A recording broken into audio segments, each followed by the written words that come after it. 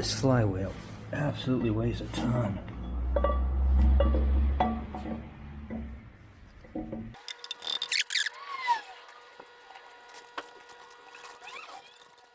These get torqued to 35 to 40 foot-pounds.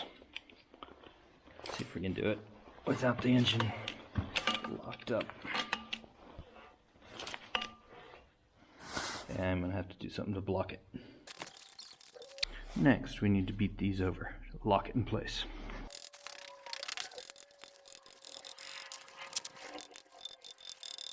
Alright, it's time to put the clutch in. We have a new Borgenbeck clutch.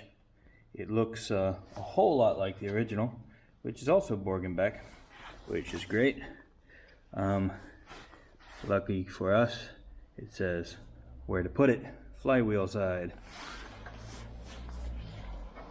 We have our homemade alignment tool that's going to go in here.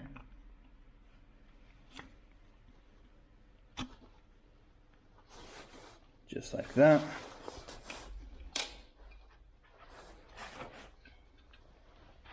It's hard to hold all this sandwich together while we get it going.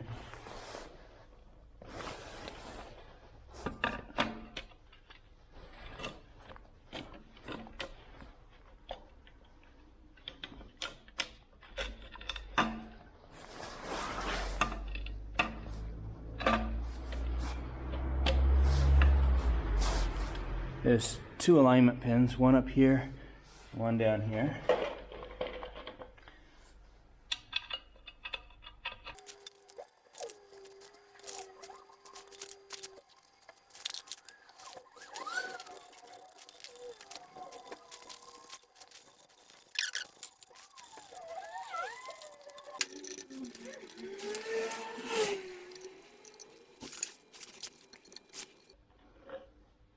And there we go.